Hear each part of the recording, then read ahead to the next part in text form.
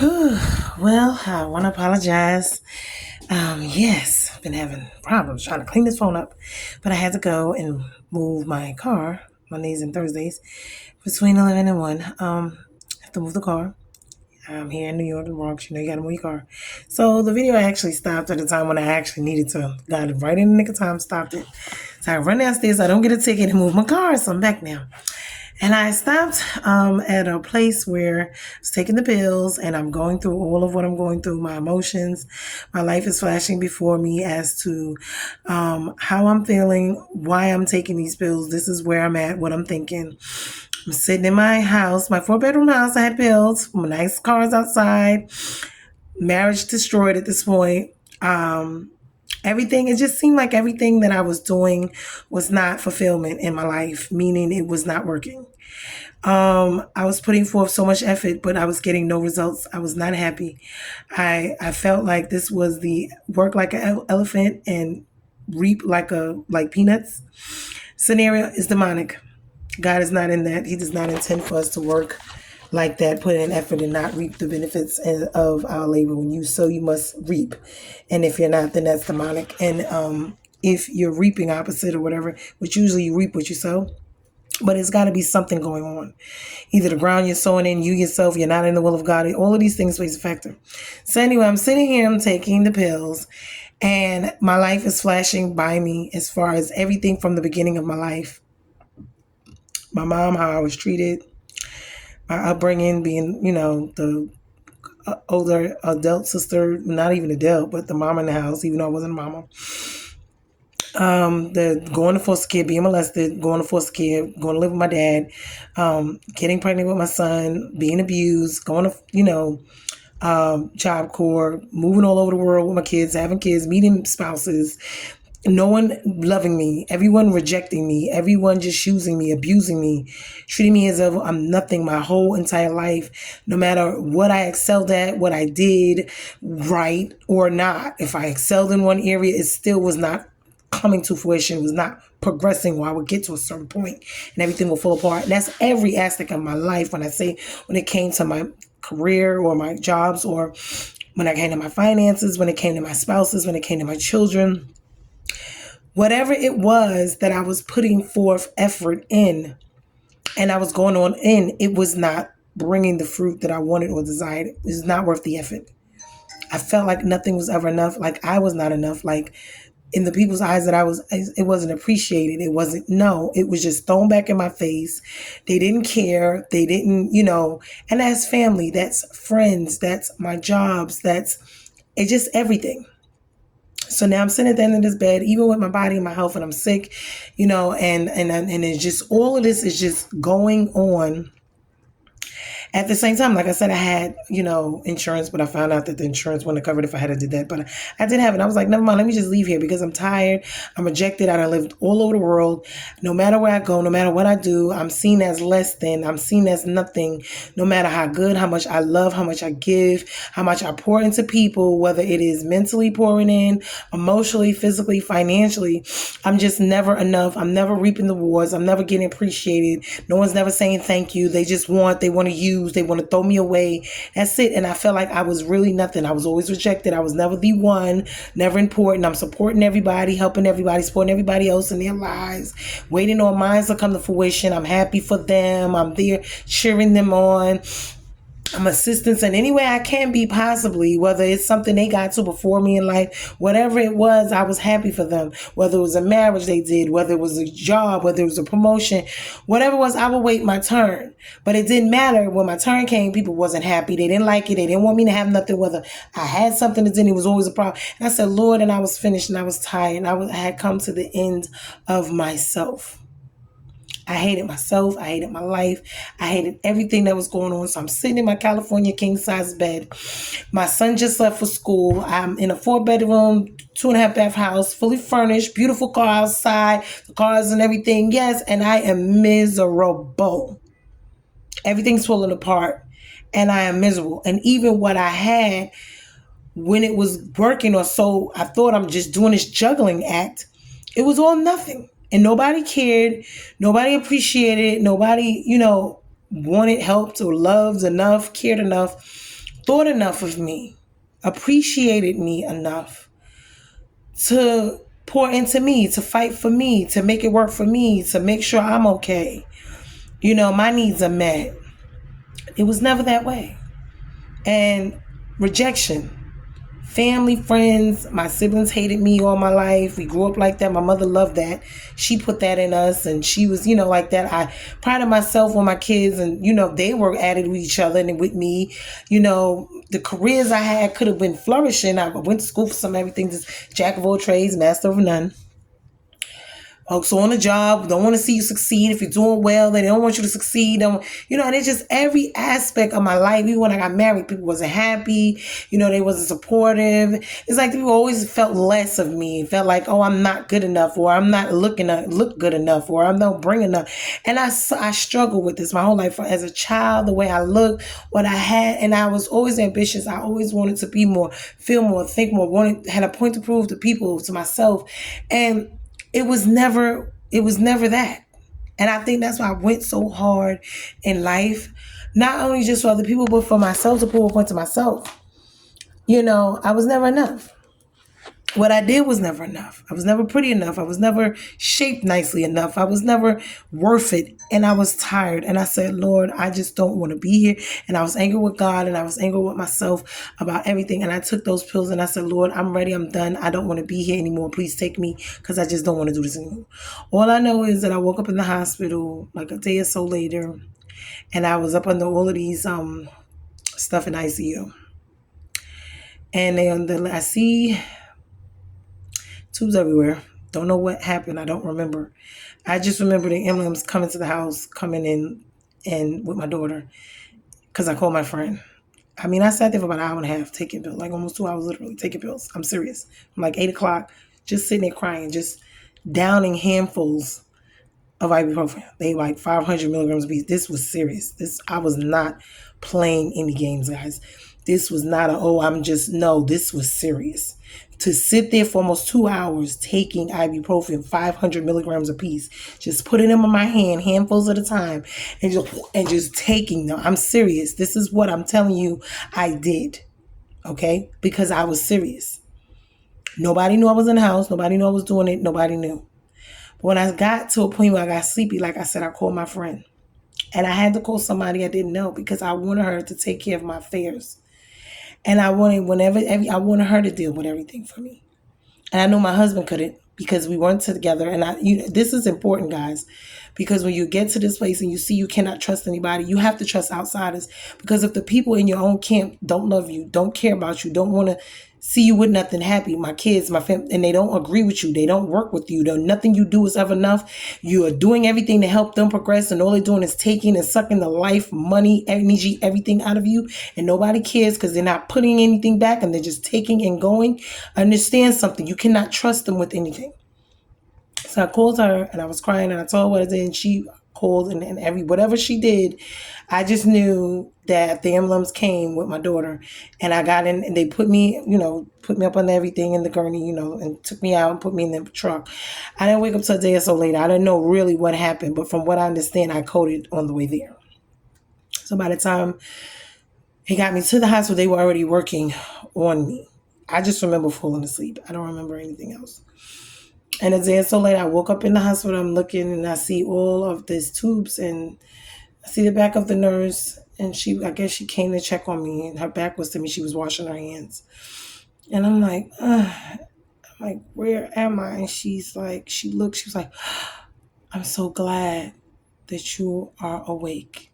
She was like, for a minute, we thought we lost you.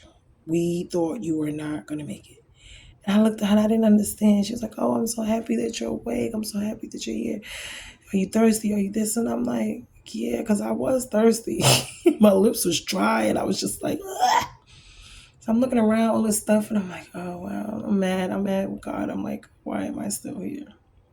Why are you making, I'm angry with you because I couldn't even do that right.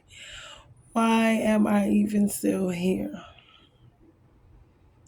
And God told me, you don't have no choice in the matter. You have, what did he say to me? You think you have control, but you don't. You didn't bring yourself here and you can't take yourself out. You're not leaving here until I say it's time for you to leave here. And I was like, huh? And I was mad. I'm like, so you gonna make me stay here against my will? I don't want to be at the took pills. I'm pissed off because I'm sitting here and I'm still here and I thought I was getting away from everything that I thought in my life. I'm like, no. I asked God before I took the pill, Lord, you're going to have to forgive me. I'm coming to see you. I'm coming to see you right now. I hate this life. I hate this world. Why do you have me here? I do not want to be here. I don't know what you got going on. I'm hating it here. What is the problem? I need to come holler at you real quick. And I really didn't want to come back. When I took them pills, I'm telling you, and only God, God just, because he could have took me. I'm so serious. I would have been out of here. They said I coded on the way there. I coded on the way to the hospital. In the ambulance, I coded. So I'm like, I ended up in there. And then I had to be in there for about a week or so. I was in the ICU. Till I was strong enough for them to transfer me out. You know, once they get you stable and everything, you go out of the ICU, you go into a regular room. This is 2020. This is March of 2020. That happened March 9th, 2020. So mind you, COVID. Everyone's dying. Visitation, all of that is not the same. So they put me in this room and I'm chained to the bed, of course, because when you try to commit suicide, there's a certain things that happen. Number one, when you survive after they, get you stabilized or whatever. My case, I was in ICU because, I had COVID. So once I got stabilized and they were able to move me from ICU into a regular actual hospital room, now I'm chained to the bed. I'm not allowed to have certain things. And I have someone sitting there who is monitoring me 24/7. Like they have 3 shifts of people who actually sit there and they monitor you. Like everywhere you go, everything you do, they're there to help you. Meaning I forget what they call them. They're not, they're hospital staff, but they're just there to make sure you don't try to kill yourself again. Put it like that. Or you don't do anything to harm yourself. So this is now a mental thing, see? So if I go to the bathroom, she has to come with me. Like I have to leave the door open so she can see me. Type deal. I can't have nothing sharp, nothing. You see what I'm saying? So when they released me from there, I had to go involuntarily be placed into the mental ward, which is the crazy house. The name of the institution, I forget the name of it. What was the name of it? It's in Greenville, South Carolina. It's a part of I forget the name, begin with an M. So I had to involuntarily be placed there. And so thus begins the so-called journey of healing back to going home, because they're not just going to let me go home. They're not just going to let me go home at this point. They're not. I am going to tell you one of the greatest things, though. If you ever seen that movie 12 Days with God, the lady that was in there with me, she was a white woman, short. And I would love to see her because God puts people in your lives. Now, this is one of the books that I read daily. I'm going to show it to you guys.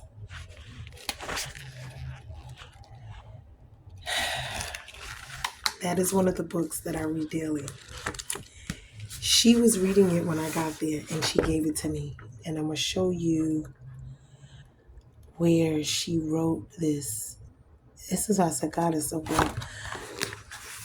And she left this book for me right before when I got discharged. She put it in my stuff because she sat with me the whole time. And what day was this? This is what I found. You see that? When I started reading the book, eventually I found that page. But I never seen her again. And she sat there and she talked to me about life and why I did it and everything. And it was, I'm telling you, God will send people. People think that because they don't support you, they don't love you, God will mirror. If he has to send an angel to sit with you, you won't even know it's an angel.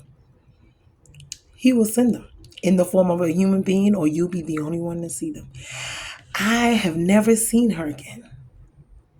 I don't know if she's an actual person or not, because remember, I was doing my recovery at this time.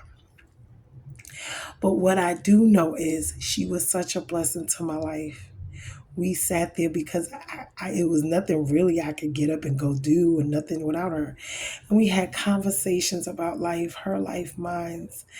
I think it's either Barbara or Brenda. I would love to see her. And she told me, Tabitha, God loves you. God loves you. Because she asked me how I was doing. Why did I do this? But this is her job. But it's also her ministry.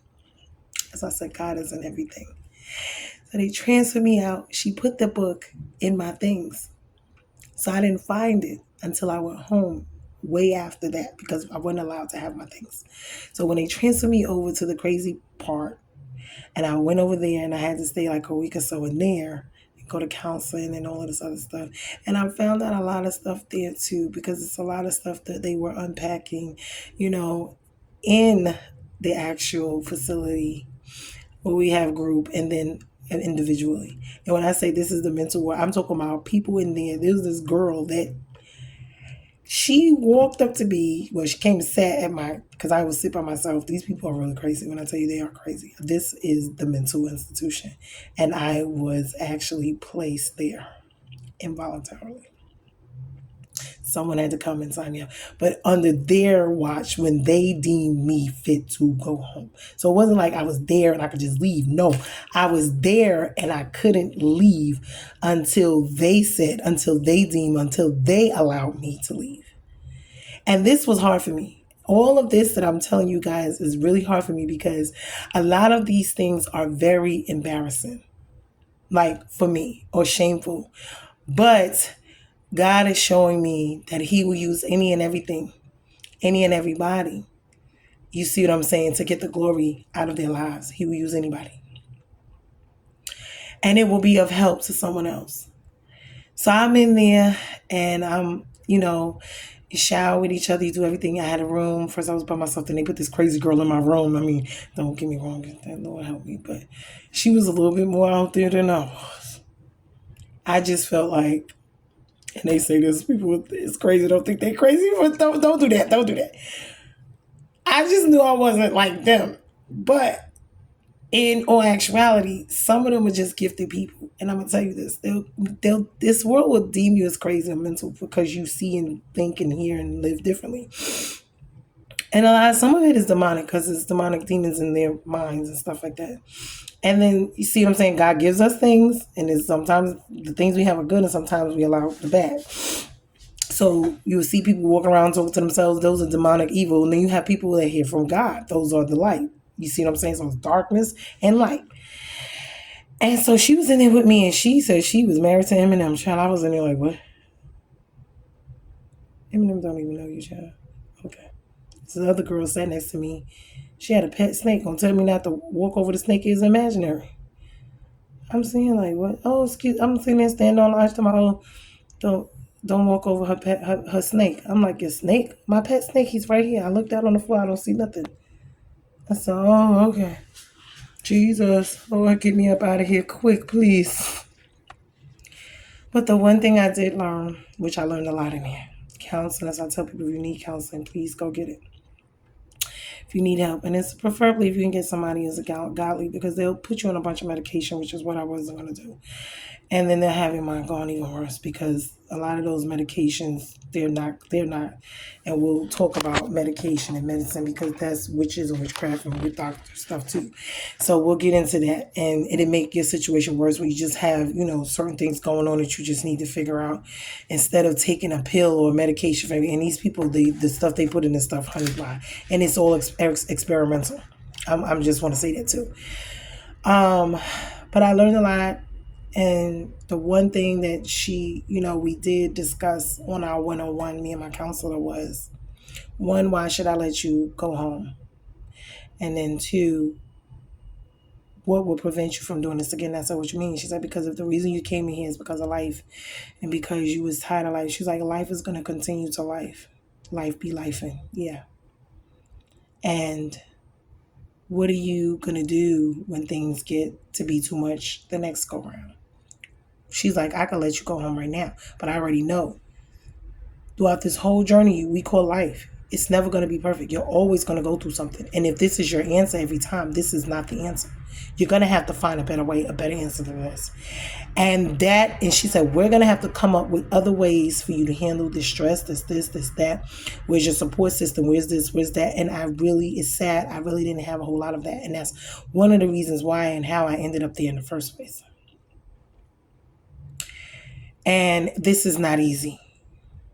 And a lot of times in life, you have to be your own support system. You have to hoorah yourself, get through it, make it on your own. And it's not easy. And people don't understand, yes, what you're going through whenever the whole world is always against you. And that's the way you feel. That's why I said this walk, being a chosen or a light bearer or whatever, people seem to think, oh, because they see me now, but you never noticed me before. You didn't care about me before. Why? Because I was beneath you. I was never on your level. You had much more. You did more.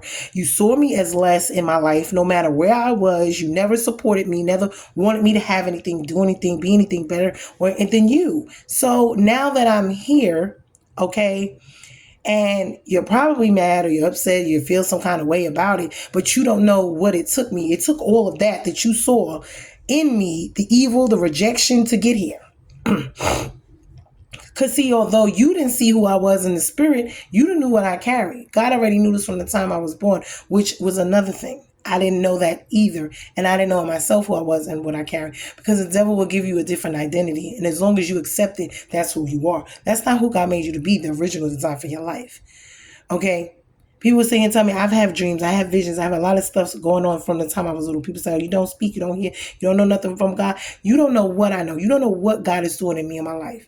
And because in your eyes I'm nothing does not mean in God's eyes I'm nothing. You must know who you are and what you carry. And that was something I never really knew. I remember years ago I had a dream. When I was saved, I was saved pregnant with the twins. No, I just had the twins, I think. And you talking, my twins are 23 years old. So this was years ago. And I'm just getting here now. And I've been back and forth with the Lord. Because even when I got pregnant with my son, went back to the Lord. I was been in and out. So these are for the people who've been in and out, like Peter. We fall and yeah. And I had a dream. Remember, I woke up one night. I had a dream. I was so scared. I had a dream, and I died. I died. In the dream, all I knew was I was looking up, and all I saw was like veil. I saw this whiteness all over me. And it covered my body from head to toe. And it's like my body, when I raised up from wherever it was that I was laying, it looked like it was all these people watching me. I could see them, but they couldn't see me. So it looked like a funeral home. Like I died, like literally died. I was at my own funeral. And I just happened to wake up. I was there and people were crying over me and the veil was all over me and my body is laying there. And I'm just looking and I'm like in the veil and I'm trying to take it off of me because I could see them, but they can't see me. And I'm like, stop crying, everybody. I'm here. It's me. I'm here. I'm right here. Stop crying. Stop crying. And I'm like, and I was so afraid. Because I thought I had died. But it's like the veil was all over my body. Like instead of being in a coffin, there was veil draped over me. So my body was laying like you see a body that was dead. And you know how the bodies can face, my body was facing the crowd. Meaning the way they had me positioned, if I was to sit up, I would be facing everybody and they would be looking at me. But I could see everybody all around me, right? But they couldn't see me.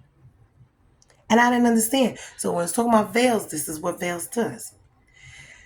And when I went to my pastor, because I was crying, I was like, Pastor, I did something wrong. I died, whatever. And he said, no. He said, that means you're in the Holy of Holies. Death is remember, death in the world is death, but in spiritual it means life. It's a new beginning. Jesus died and he rose again. Right. But you have to die to things, your old self, in order to live again, raised to new things. So when I think about it now, which I had a lot of dreams and stuff, but I didn't understand. See, this is why we're so important to one another, because I had the dream, but I didn't understand what it meant. I wasn't an interpreter of the dream. I just the one that had it, but my grandmother has it, my sons have them.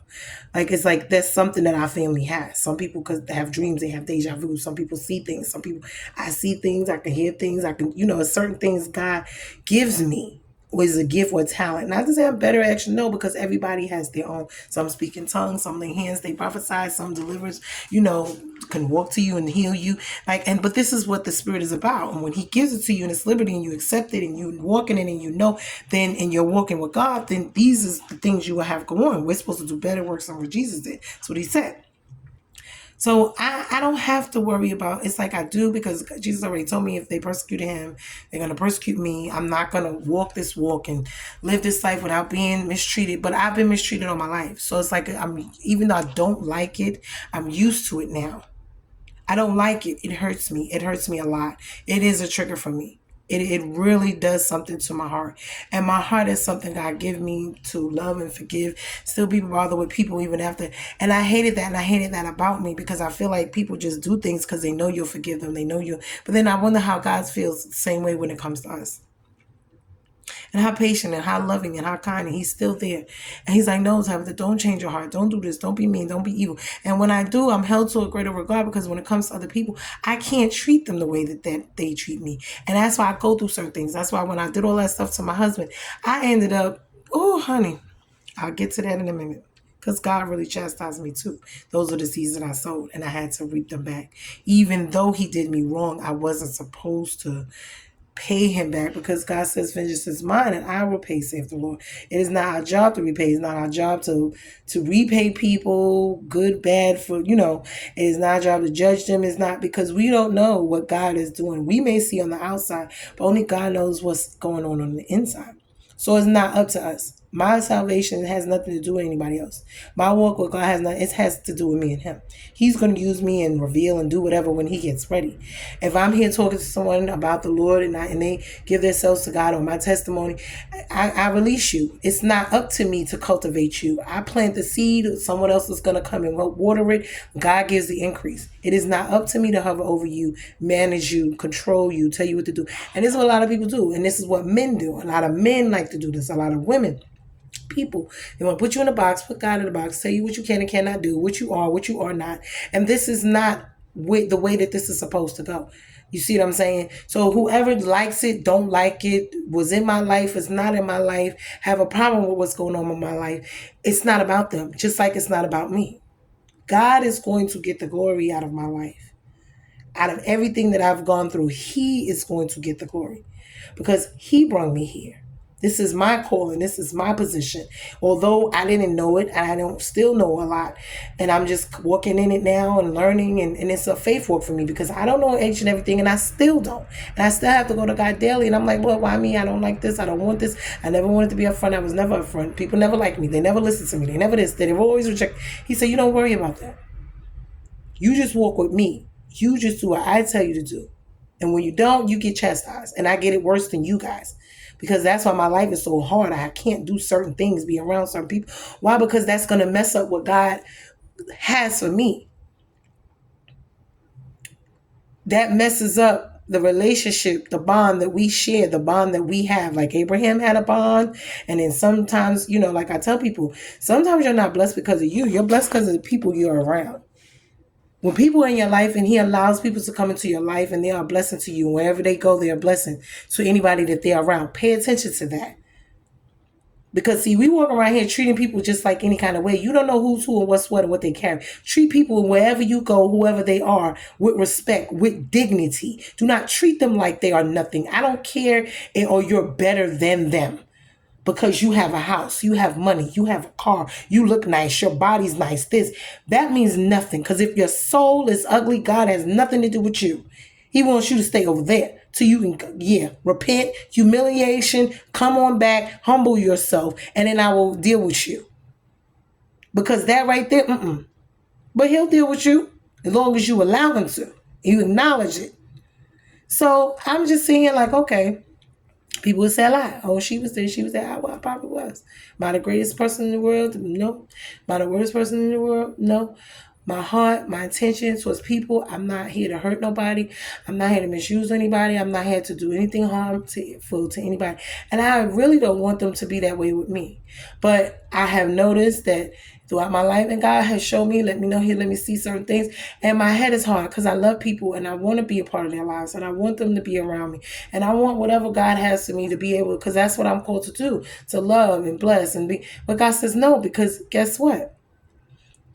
You don't have to, even though I want you to love, and this is why I stay with people longer and deal with them, because I felt like God, in God's eyes, I wasn't honoring him. I wasn't doing what he wanted me to do. You're supposed to forgive. But that doesn't mean I have to still be bothered with you or be around you. Sometimes, and God had to show me that too. Yeah, I call you to forgive people. I call you to love them. But if they're continuously hurting you, no. And then he himself will remove me or remove them out of my life. Like a chess game, checkboard. He'll move some in, move some out. But as he see fit, because it's things I don't see. It's things I don't know about these people. And God sees and he knows all. So he will move them. Because he'll let me see they do stuff and they hurt me. I'm like, oh, no, you sure? No, I want to be. That's my friend. That's my so-and-so. That's my sister. That's my brother. That's my, no, I have to be. No, but God says no. Because I know their hearts and their minds towards you, and it's not good. You don't hear and see the conversations that I see and know that they have about you. You don't know the way they look at you, how they feel about you really in their hearts. Sometimes he'll let me see a little snippet or later on down the line, and he'll be like, see, didn't I tell you? But you don't listen. Your head is hard as a brick. And he allows me to get hurt. He allows things to happen. He allows me to be distraught because I did not listen. He warned me. He showed me. He told me. But I said, no, God, you sure? And he said, okay, well, since that didn't work, I'm going to step back and I'm going to let them do some more stuff to you. Look again at that, dummy. Look again at that, dummy. You don't get it yet? And he like, I'm here to protect you. I'm here to love you. I'm not going to let anybody harm you. And he's going to love me better than anybody else. And when I tell you that, I'm going to tell you that he's the only one going to love you. You want to talk about love? If you don't know God, don't talk to me about love. This world's possession of love is not love. Your mama couldn't forsake you. Your daddy, your siblings, your everything. They'll throw you in pits. Like Jacob, throw you in pits, try to kill your own people. Put witchcraft on you. Try to kill you. Try to take everything. Disrupt your whole life. Take everything from you. Can't stand. Don't like you. Don't like your kids. Don't know. Nothing you do but stand right here when you're around. And then when you leave, they go do everything and they can possibly to tear you down. Take everything you got from you. Please understand something. Because I done had this from everybody in my life. From a job to friends to family to whoever. Kids, husband, vultures. That's why I had to get my friend to come help me. Why? Because I knew she would do what I needed her to do, what I wanted her to do. And I thank God for her because she drove all the way during COVID from North Carolina to South Carolina. The same one I called when I was on that phone. And she the one called, for them to come get me. And honey, she came down to help do some everything. Now, mind you, I got everybody around me, but don't nobody care. Everybody just want money, want to see what they going to get, want to see if I died, husband came back or not. Because they want what they want. They don't care about me. I don't know if they were crying because I was dying, and they was going to get rich, or because they really wanted me here. I didn't know what it was. See? And my own family, the kids, the husband, everybody, mind you, me and him weren't even together. But he pops up at the hospital. How? You know enough to come see about that, but you didn't come see about nothing else. Didn't care about nothing else. If I died, you only came to get the house, get the cars, and get all the money and leave. You didn't care nothing about me.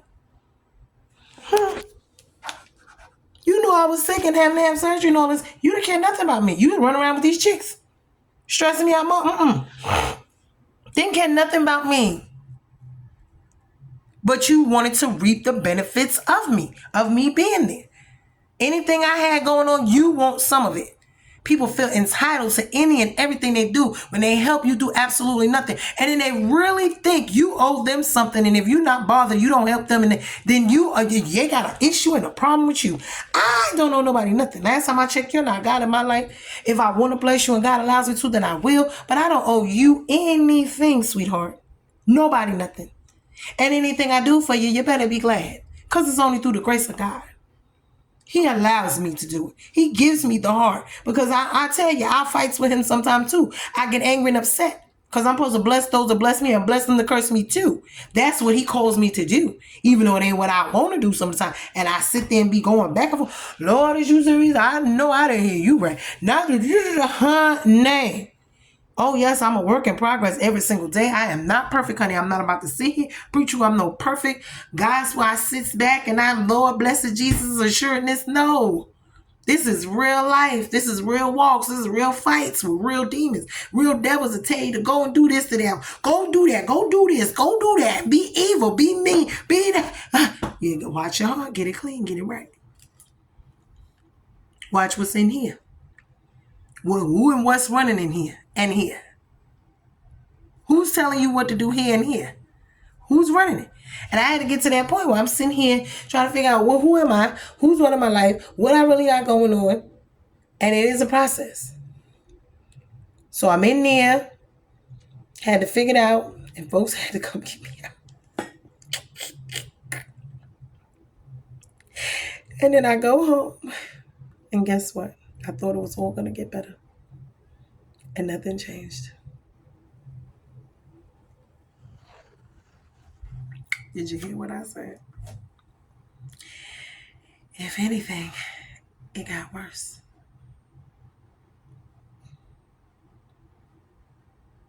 You talking about 2020, we in 2024. And I ain't finished. I still got so much more to go before I even get here. And I skipped a lot of stuff in between. But honey, when God does bless me, which he has been, he blesses me every day. And I'm thankful and I'm grateful. If he don't never do anything else for me again, he has done enough, more than enough. That is why I'm happy. That's why I'm grateful. That's why I'm peaceful. I have the joy. This joy I have inside of me, the praise that I give him. The world didn't give it to me. And they can't take it away. Why? Because they weren't there when he saved me. They weren't there when he grabbed me out of that pit. You see that, the alabaster box, Mary Magdalene, when she washed his feet with her hair after crying and wetting them with her tears. That is why, because she knows she wasn't worthy. She knows everybody else loved her. She knows how she treated Jesus, the Lord God, how we treated him all our life, how we didn't love him. We disregarded him. We never thought of him. We did everything opposite. And honey, and he's loving us and waiting on us. I'm going to start in the book of Genesis when I finish with my testimony, because that's where he's leading me to go. We got to start from the beginning, because the beginning is the beginning in everybody's life. The beginning is the beginning of the world, the beginning of your world, your life. The beginning is the beginning. Hallelujah. It's the beginning, baby. So they don't know why I praise. They say, oh, she full of this. I used to know her when, and why. And now that God has cleaned me up and he's changed me, understand something. You don't know me now. You knew the old me. There's a new me here. You must introduce yourself to the new me, if you're allowed to be a part of my life, because everybody's not meant to be in my new life. And the reason that they're not is for the same reason before. They weren't good for me. If God allows it and he decides that their hearts towards me and they are changed, then okay, fine. Because wherever I go, I'm a blessing to any and everybody. And like I tell people, Abraham was blessed, not Lot. Lot was blessed because he was with Abraham. That's the only reason why. That was his cousin. He was rolling with him. You can move somewhere and the whole area be blessed because you. I moved to the Bronx. I said, Lord, I did not want to be in no Bronx. I'm like, that's a bad area. God is like, just be careful. Just pray for that area. You in that area, you can make a difference with your prayers. They shooting up, killing up. Pray. Pray for that whole area while you're there. Cover that territory. So I could bless it, so I could change it around folks dying, getting shot up. There's on the Bronx every day, on the news every day. I'm like, I don't want to be there, Lord. Why you put me there? And he'll put you in a place you don't want to be. With people at times. The person I thought I was supposed to marry, well, ain't even the person I'm supposed to marry. Child, be careful. Because folks come dressed, prepared. The devil will set a nice box, big old box, a gift with a bow on top of it for you. And you will think it's a whole good gift and present. And baby, when I tell you, it will, once you bring it in, and you think it's gonna be wonderful, and it turned out to be a snake, and you continue to love that snake and be there for that snake, and that snake turn around and bite you. Understand something? Once you know it's a snake, baby, you better stop doing what you're doing, because now anything after that is on you. We have to take accountability, responsibility for our actions, and I'm gonna get into that too, because even as a parent, I did the best I could. I learned the stuff from my parents, wanted to be different, but I went through things with my own children.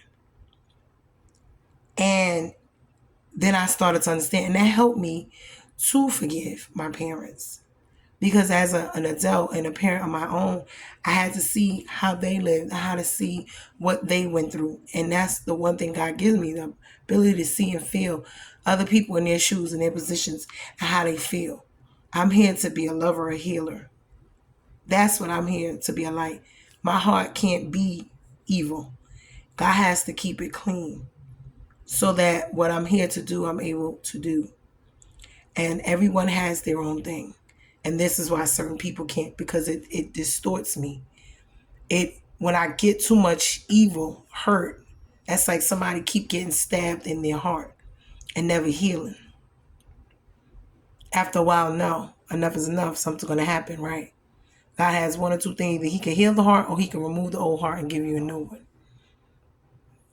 So I want to stop here, but like I said, there's more to come. When I went home, I thought things were going to be different. Honey, everything that I thought I was leaving here to get away from was just that much more. And when I spoke to Brenda in there, I think it's Brenda Barber, while I was in there, when we was reading the book and stuff, and I went home and I saw the book and I started reading it from time to time, I understood, even with the counseling stuff at the crazy house that I was in.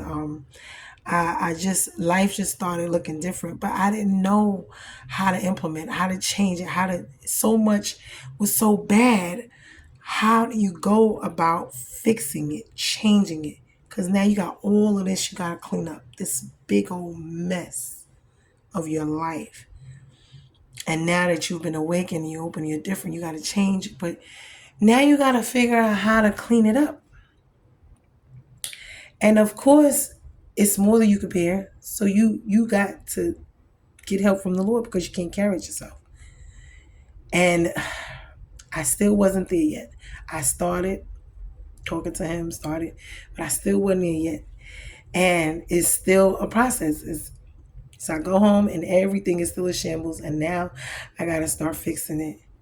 And things are just still going downhill for me. And I'm wondering, Lord, why? Why? I thought it was going to get better. And now it got worse. But it got worse for a reason, because it may take all of that for you. It took all that for me, because I'm hard-headed, I'm stubborn, I have a lot of good traits, but I have a lot of jacked up stuff too. And each and every day, guys, to deal with me with more stuff, my old stuff, my stuff I'm dealing with now, the future stuff. And I'm telling you, he will help you. He will let you see you the way he sees you, the good, the bad, the ugly, and he will work with you. He will love you through it. My beautiful, blessed souls, this is a journey. This is a journey. This is not a sprint. This is a marathon. It's not over till it's over, till the day you leave here. Every day you got to get up and you got to fight each day. And you fight with your armor, your praise, your worship, your faith, your righteousness, your hope. You just got to keep going. But I'm going to end it here. I got my praise and worship I got to do, because I normally do my praise. I get up every day and I ask God, what is it you want me to do today? How can I put a smile on your face? How can I love you? How can I enhance your kingdom? What is it I can do for you? Because I just love you so much. And the reason I love you so much is because you first loved me. You healed me. You was there for me when no one else was. You loved me in spite of me, no matter how ugly and evil and whatever at times I could be on the inside, on the outside, it didn't matter. No matter the rejection, you were always there. And when I say that, I mean exact. I don't care where I was or what I was going through in my life. And I could have been ignoring God the whole time. He so patiently waited and never gave up on me. Never gave up. That's a Tasha Cobbs song. I love it. He waited so patiently for me. It's like with all my jacked upness, getting on his nerves, being disobedient, doing my way, do what I want to do, being evil, rude, whatever. And I'm still the apple of his eye. It's like, and you are too. And I just want you to understand this because it may not make any sense. I'm like, Lord, I'm so unlovable. I'm so evil at times. When you show me something, I'm like, ooh, that was ugly. I said that. I did that. Ooh. My attitude was like, ooh, Lord, okay, all right, I'm gonna get it together. And then it's like sometimes my attitude is still like, Lord, but you said, and I don't like it. Listen, I need a minute. I need a minute with this right here. I'm hurt. I'm upset about it. I need a minute. Ain't gonna be no. I'm just and he knows me. He made me. I'm in the image of him. If I'm jealous, if I'm angry, if I'm hurt, if I'm this, he knows, and he knows it before I even say anything. I could be ignoring him. That's what the relationship is. I won't say nothing. I'll be ignoring him, and he'll just wait for me, or he'll just send something, put something on the TV, or put something here to be like, yeah, you trying to ignore me? I'll be like, all right, and then I go talk. I'm telling you, this relationship is not religion. It is not I'm in the church no. This is a relationship you actually, with the Father. You have to treat it as that, a relationship, because that's what it is. But I just wanted to share that with you guys. I love you. I hope that this is helping you because it is my life. And I felt like it was just such a shambles. But God will take any and everything,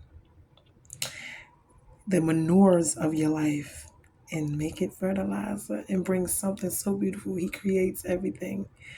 And in his hands, everything is possible. Everything is growing. Everything is moving and living and not dying. So I love you. I hope this is helping you every day when I get up and I ask him, what do you want me to say? He said, when the time comes, I will give you the words to say. Because trust me, being in front, being open, public, this is not me. I've always been a quiet to myself, handle everything myself person. I deal with people, never had a whole lot of friends, a few here and there, close people, but always secluded, always to myself, always, And I have to get out of that to a certain extent to do what he wants me to do, but I have to have balance in everything. And that's with the love life, that's with my finances, that's with my mental, emotional, the whole me, physical me.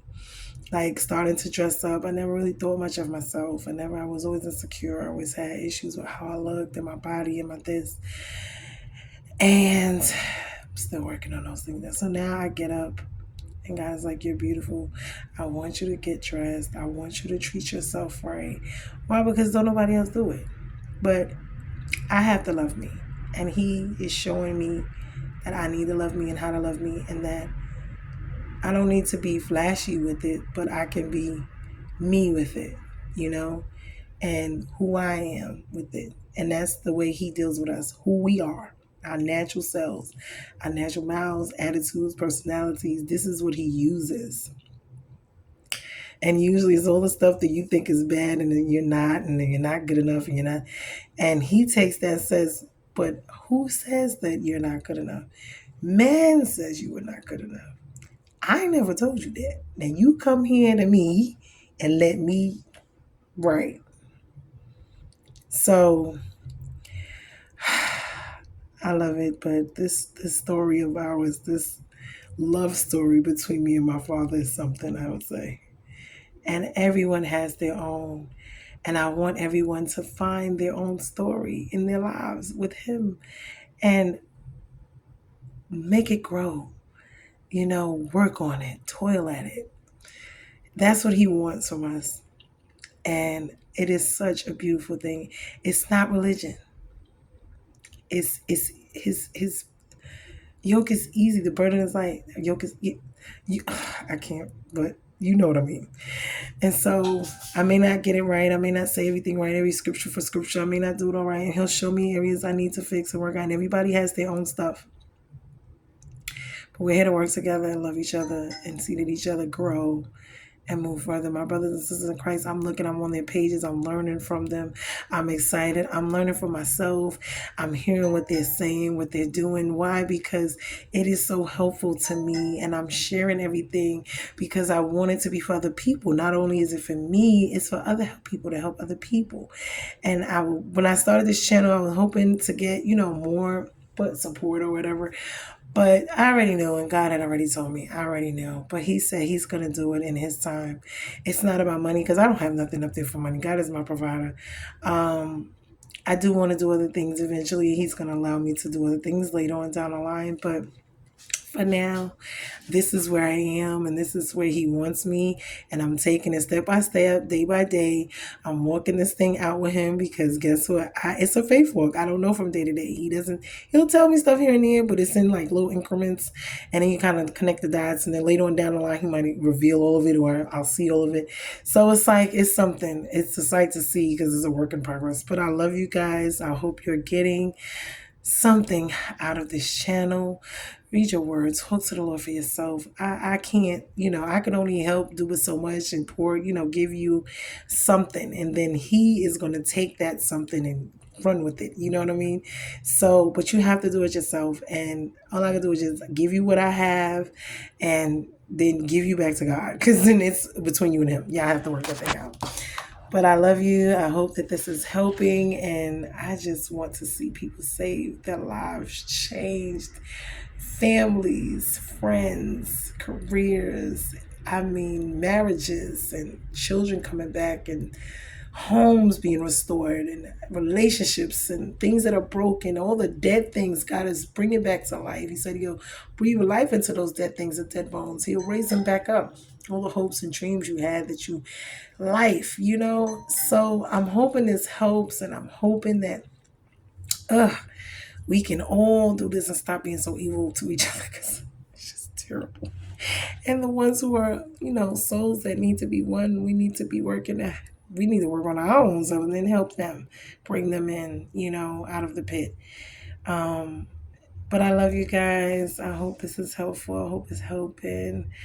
And it's a little rainy outside, but I may take some pictures. I may go out there for a little while because I be in seclusion he has me secluded when I'm, And it's for a reason because he's talking to me, he's building me, he's molding me, he's growing me, he's getting certain things out of me, he's putting other things in.